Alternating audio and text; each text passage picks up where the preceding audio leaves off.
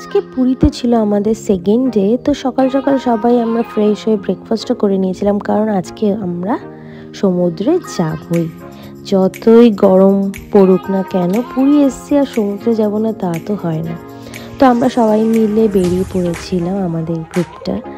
তো গিয়েই দেখছি বালিতে পা দেওয়া যাচ্ছে না, মানে এতটা গরম। আর এরই মাঝখানে প্রিয়া দিদি চলে গেছিলো ফুলকুশি সেজে ফটোশ্যুট করতে, জানি না কেন। তো তারপর ভাবলাম যে আমরা একটু স্পিড বোর্ডে ওঠা যাক। তো যেমন ভাবনা তেমনি কাজ, ওরা সবাই কথা বলতে চলে গেল আর এদিকে আমি একটু নিজের ভিডিও করে নিচ্ছিলাম। তো কথা বলার ডান, তো আমাকে সবাই ডাকছিল যে স্পিড বোর্ডে ওঠার জন্য, যে জ্যাকেটটা পরতে সেটা আমাকে পরিয়ে দিল। আর আমি খুব এক্সাইটেড ছিলাম যে কতক্ষণে স্পিড বোর্ডে উঠবো। আর এই দেখো আমরা 6 জন কিন্তু উঠে গেছি, আর শুরু ছিল আলাদা একটা বোটে। তো ওর বোটটাও খুব স্পিড ছিল আর খুবই ভয়ানক ছিল, আমার তো খুবই ভয় লাগছিল।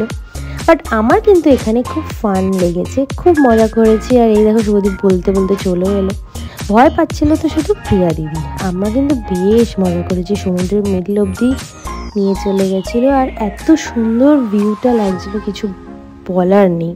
বাট আমাদের মধ্যে যে ক্যামেরাটা ধরেছিল সে একদমই ক্যামেরা ধরতে পারে না।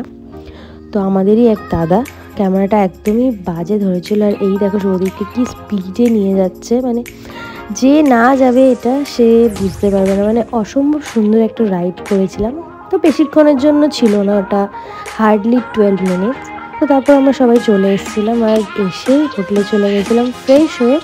দুপুরের লাঞ্চটা সেরে নিয়েছিলাম, কারণ আমাদের খুব খিদে পেয়ে গেছিলো আর ওয়েট করা যাচ্ছিল না। তো লাঞ্চ করে সবাই রেস্ট করছিলাম। তো বিকেলে আর ভিডিও করা হয়নি। তো আর সেদিন ছিল মাদার্স ডে। তো 3 মায়ের জন্য কেক এনেছিলাম, একটা ছোট্ট গিফট। কেমন লাগলো অবশ্যই জানিও।